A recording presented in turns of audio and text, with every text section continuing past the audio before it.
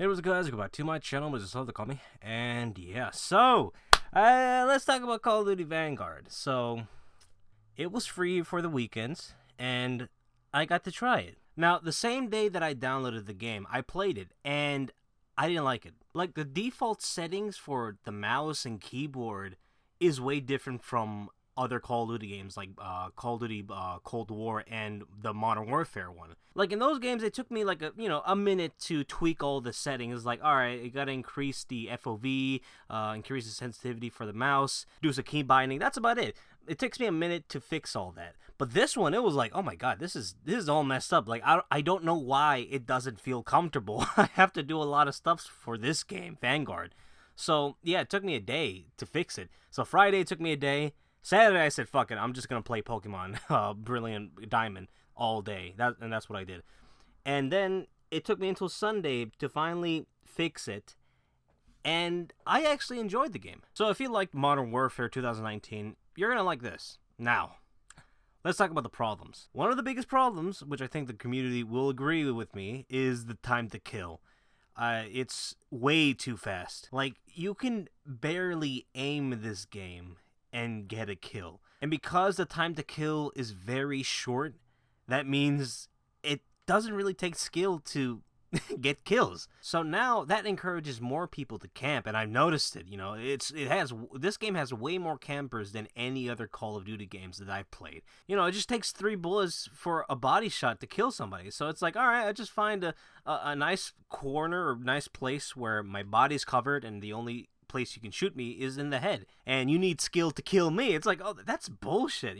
Somebody who's actually playing the game, it takes no skill to kill them. 6 stews in a row. Oh, wow, that takes a lot of skill. Takes a lot of skill. Yeah, what a loser would do that. But for a camper, it does, and it's like, I hate that. Like, only Call of Duty can remind me, God, how much I hate campers. God, like, no other game has the worst campers than Call of Duty. Like, I haven't played Call of Duty in a while, or like, I just don't play Call of Duty as daily as I did when I was little. But man, only that game can remind me, oh yeah, these guys exist, fucking campers. But yeah, other than that, the gameplay, the gunplay is pretty good. It's similar to Modern Warfare, which I love. Now, let's talk about the gun balance in this game. So, I played around 2 hours of the game, not enough to unlock all of the guns and try them out, but it's enough where I can give you guys my impressions. I tried most of the guns that were available, and, all of them were satisfying, and all of them, they're just equally as good as the others. So, my biggest problem is not the guns. I'm not saying they're in balance. It's the attachments. In the last Modern Warfare and Black Ops games, you could put like 5 attachments in a gun. In this game, you get 10. That is ludicrous. That's crazy to see 10 attachments in a gun.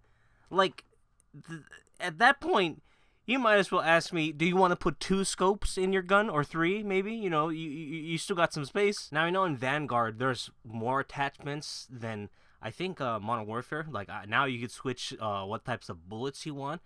But still, 10 is way too much. Maybe give me an extra 2 slots for my attachments, but not 10. Like, at that point, if you could basically change the entire genre of the gun. Like, you had an SMG, now it's a sniper. Like, you could turn that shit into whatever gun you want at that point. But with 10 attachments, now the gun is OP. Like, with the certain gun and the certain attachments, that gun is overpowered. Like, with the right team, it's no longer about, oh, who's got the better skill. Now it's more like, oh, who's got the more attachments in their gun and who can camp better. Like, that's the meta now. So yeah, overall, I think the gameplay is fun. It's pretty good. It's just, there's, it's unbalanced, with the attachments and the time to kill. Like, now, it doesn't really take much skill to kill somebody. Like, it is really the meme, oh, you just need to shoot first and you win. Now, the ultimate question is, would I buy this?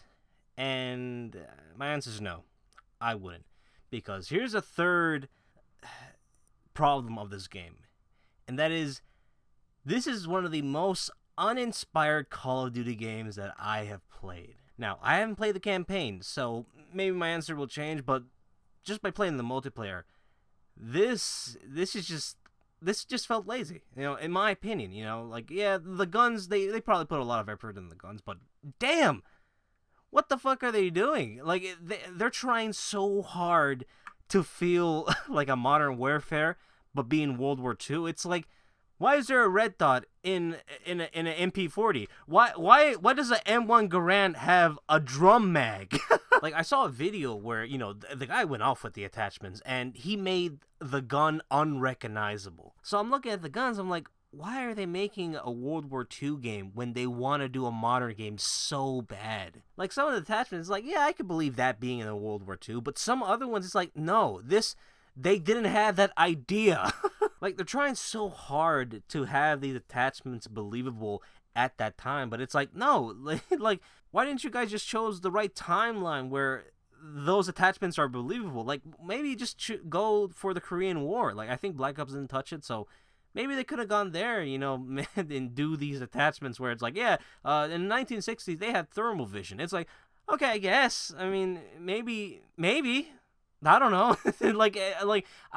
I don't want to think, no, this would have never happened. No one had this fucking idea in World War II in the 1940s. Like, not even the Nazis had this idea in the 1940s. Yet, if they had an extra 10 years, maybe, but they kind of just died off after that. So yeah, it just feels like Sledgehammer is just lazy. Like, they're taking ideas from Black Ops and Modern Warfare and just putting in their game. And to be special, oh, they got 6 attachments? Well, we got 10. Oh, their game is fast? Well, ours is going to be faster. It's trying to one-up a person without realizing, oh, this is a mistake. And oh yeah, another thing.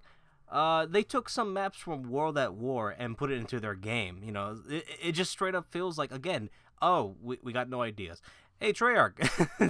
It just feels like that. Now, it is great to revisit some of these maps, because most of the maps in World of War, they were actually pretty good, you know, like, really iconic. Especially the Japanese map, because that's actually one of my most favorite maps. So, yeah, you know, this is... It just feels like, you know, Sledgehammer is screaming for attention, screaming for, you know, people to look at them. Because out of the 3, you know, Treyarch and Infinity War, Sledgehammer doesn't really have an identity. So the Sledgehammer games they've made was World War II and Advanced Warfare. So Advanced Warfare, it was like, all right, it was a pretty good attempt, you know, to change up Call of Duty, but a lot of people didn't really like it, I think. I didn't like it, you know, playing it. And then World War II came out. It was like, all right, I guess, you know, I never played it, but I heard it was actually pretty good. But, you know, it still didn't take them to the levels of Infinity War and Treyarch, you know? So now I'm thinking, all right, what's next for them? Because I felt like they stayed in World War II because they had the assets from World War II, so it would be quicker just to make, you know, a World War II game, because we already have everything for World War II. So, yeah, like, what's next? You know, I don't really know, and I don't really care. Like, I'm actually excited for Infinity War, you know, next year. You know, it's going to be their turn, and then Treyarch. Like, Sledgehammer feels like a, you know, filler for Call of Duty. It's like, all right, looks like Call of Duty's taking a break, but here's, you know, the appetizer, Sledgehammer. So, you know, it just feels like, you know, this game is just like basically, you know, Modern Warfare. So it's like, all right, why would I pay full price if I can get Modern Warfare for cheap right now? So yeah, I wouldn't get it for full price. I'll get it when it's on sale. You know, $30 is good enough, you know, so, yeah, I think that's all I gotta say. You know, the game is good, but, you know, it's like not good enough to pay for full price, but get it later. But, you know, Modern Warfare and Black Ops is still good. And Vanguard is basically, you know, Modern Warfare, so just stick with Modern Warfare, you know, if you don't want to pay full price. So, yeah, that's all I gotta say. Hope you guys enjoyed this video. Like, comment, subscribe, follow me Twitch, and tweet Twitter. Hope you guys enjoyed the video, and I'll see you later. Bye. All that camping y'all pussy was doing. Camping, nigga. Send me a quarter, nigga. Send me a fucking quarter, nigga. Pew, pew. Pew, pew, pew. Oh, nigga, box camping, nigga. I ain't gonna cap. I ain't gonna cap, nigga. You put his phone number on there? I ain't gonna cap, nigga. You play team deathmatch, bro. All you niggas in underwear, nigga. All you niggas in underwear. Y'all niggas running around What the fuck you do? You couldn't hold my jock strap, nigga.